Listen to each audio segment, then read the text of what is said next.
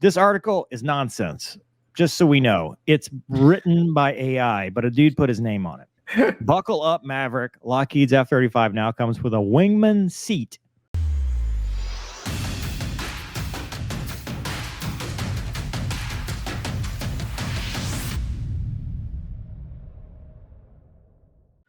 Roman put his name on it, but it's artificial intelligence. Look at this, dude. Wow. It says something buck sort up. of like, buck up, Maverick. It's sponsored by. I can read enhanced. it, Doug. You want me to read it? This is a short one. If you scroll, I can read. Break out the aviator sunglasses. Lockheed Martin just flipped the script on aerial dominance in a stunning move that's got Top Guns around the world buzzing. That's us, Gonky. We're buzzing. Actually, we're not. We're not Top Guns. The aerospace mogul has dared to double up. We introduced to you the F-35 Lightning II, now with a bonus seat to share the thrill. Are you ready for the tandem terror of the skies? Hey, that's us. We are the tandem terror. We've flown together. We were not allowed to fly together. Well, we did in the T-38. Training wheels no longer required. I love this. Once upon a time, in the realm of cutting-edge combat aircraft, a rookie pilot's transition to ace was a solitary voyage. But with the new dual cockpit, F-35 is changing the game. It's like bringing a co-pilot with an extra set of eyes and a backup brain. Perfect for turning greenhorn pilots into seasoned vets at warp speed. After all, two heads, who said head? Especially under helmets are better than one. Operation Backseat Driver, deep intel. Launching a two-seat variant isn't just about companionship at 30,000 feet. It's about strategic disruption. Picture this. An instructor-pilot duo pirouetting through the ether, orchestrating high-octane maneuvers that single-seaters only dream of. Add to that the potential of a second-seat electronic warfare prodigies unleashing cyber havoc, and the battle sky writes a new narrative. The nuts and bolts makeover. Gone are the days when a second seat meant a sluggish jet lagging behind its sleeker single cousins. Lockheed Martin's wizards have rejigged the legendary F-35 frame. Is it legendary, dude? It's kind of, she's a husky gal. Oh, it's legendary, but yeah, promising the cloak of invisibility. I'm invisible. You can't see it. And the lightning bolt of agility remained uncompromised. The tech specifics are as stealthy as the jet itself, but who doesn't love a good air of mystery? The new sales pitch. Global defense markets, get ready for a shakeup. The two-seat F-35 is like the head-turning roadster of the skies, flaunting versatility and style that could have potential buyers rejigging their military shopping list. And for Lockheed's rivals, well, back to the drawing board. At least they're left in the stratospheric dust. Here are the questions, though. Wondering if it's the answer to your Air Force's prayers. Gonky, do you have an Air Force? An Air Force prayer? No, I don't. Okay. It's the fighter pilot prayer. God, I don't care if I die. Just please don't let me F up. A cockpit of two means unparalleled pilot training. Intimate. It's frowned upon to get intimate in strategy sessions.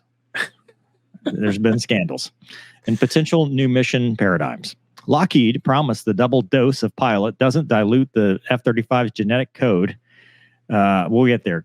Dang, Douglas, stop reading so fast. Crowing, a tandem F-35 could catapult Lockmart to the top of every military wish list.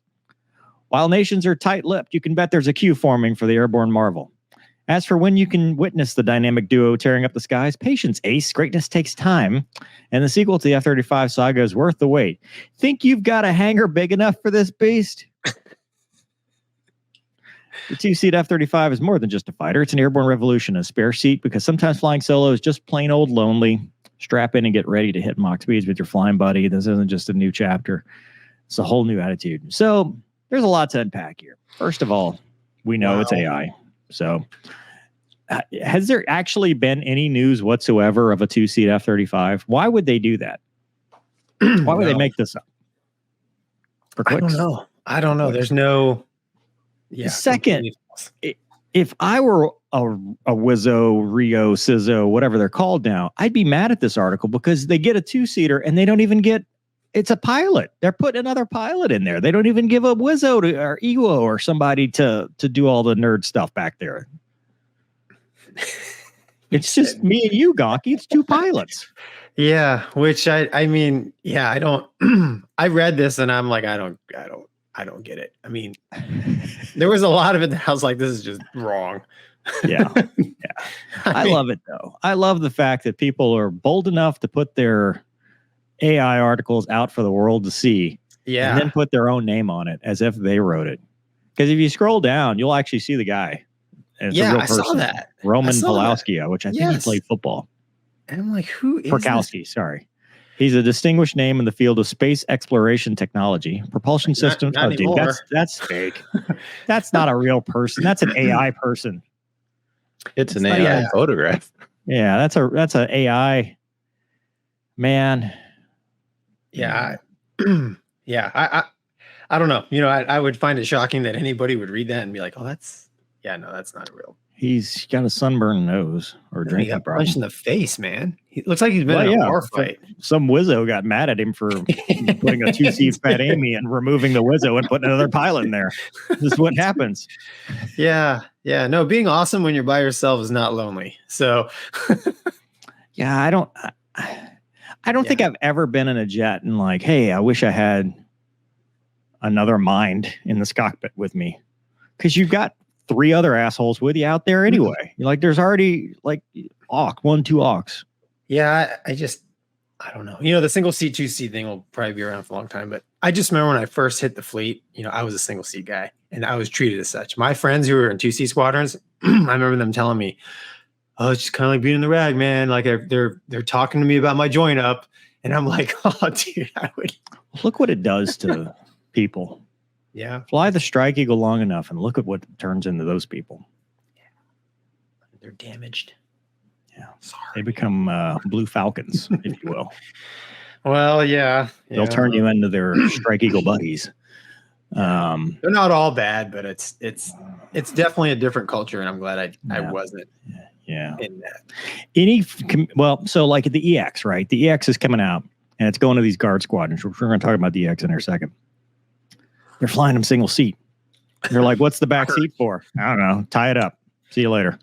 Well, yeah. So, I mean, that was very common in the Navy. I mean, I flew tons of D's and F's with nobody in the back.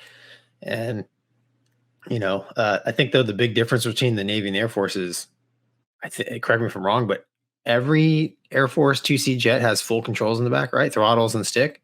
Yes. So that's different than Navy. In the Navy, like it is missionized right. for a Wizzo. That's what we were talking about with Top Gun Maverick. When Maverick sat in the back of a Super Hornet, there were no controls back there. Right. So he was doing this to nothing.